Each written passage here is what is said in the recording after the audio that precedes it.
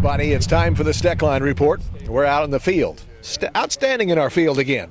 Well, with a couple of experts. That's why we're so good today. Stand by. We're going to talk about wheat in just a minute. I first got started in the cattle business. My wife and my father-in-law got me into it. I love dealing with the animals and being in the outdoors. At American Ag Credit, I know a lot of them are in the same business that I am. Therefore they understand what I need and what problems I'm against, so they can work with you on it, and it makes it much easier. It's been passed down to me through the generations, and I want to pass it on down to the next generation or two.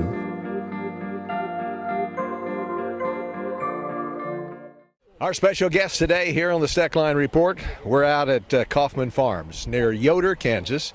And the guy that heads it all up out there at Kauffman Farms is Tom. And Tom, you've had a beautiful day here. A lot of the farmers coming out to enjoy a field day that is educational as can be for anybody growing wheat. Oh, it's been a phenomenal morning, and we've had excellent speakers. We had Dr. Carver here from Oklahoma, Alan Fritz from K-State, Jim Wilson from Lima Grain, Matt Keating from Syngenta. They've all been here this morning to support us. Sid Perry from Midwest or Westbred Monsanto. We're grateful that they come here to the ones that are supplying the products to us to work with. Tom, if you have this every year, if you had to sum up a statement or two, what surprised you about your plots this year? Was it new seed? Was it fungicide? Was it nitrogen? What was it? It's an amazing thing what Mother Nature will do to us is changing. We've been warm, and we're going to cut wheat in May. But the different responses to these wheats by coming out of dormancy way earlier than we ever expected them to.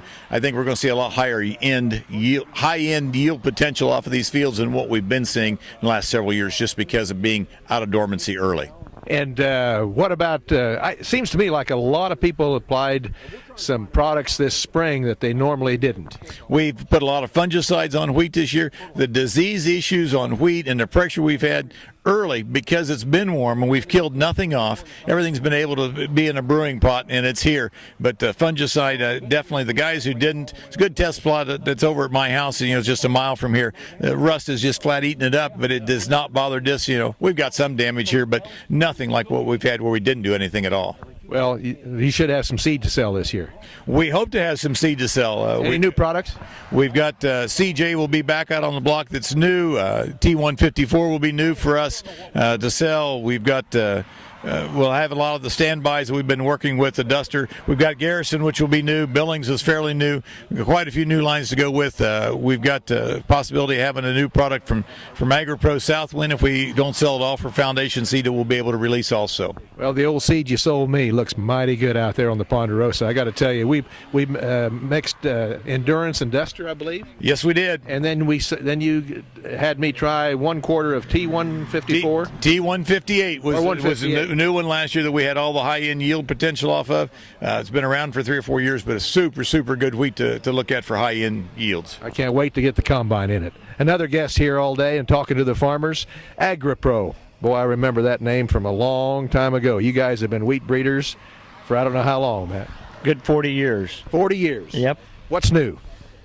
I think key thing here, we've got some great new genetics and varieties coming out into the marketplace. As Tom mentioned, the big one is SY Southwind, which we'll be releasing this fall to our associate network, and it's really adapted for the central corridor of Kansas, from York, Nebraska down to Enid, Oklahoma there. And great top-end yield potential, great disease package. Tell me what the future holds for wheat. Tom was telling the crowd here a little bit ago, 150 bushel wheat. Are we going to make that?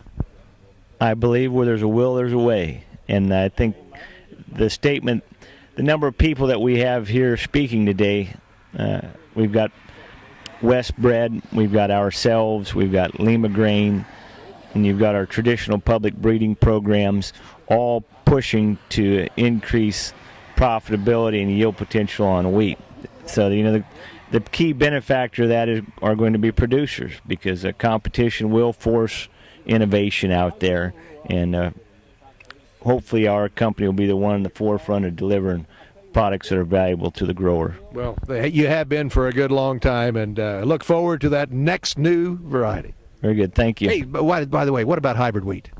hybrid wheat, well, our objective is our launch will be in 2019, and people say, well, that's a long ways off, and we're one day closer to it. All right, we've talked about hybrid wheat forever, seems like. Tom, thank you very much. A great field day, and folks, you got to come to a field day like this. You get a lot of education. That's it for the Steckline Report.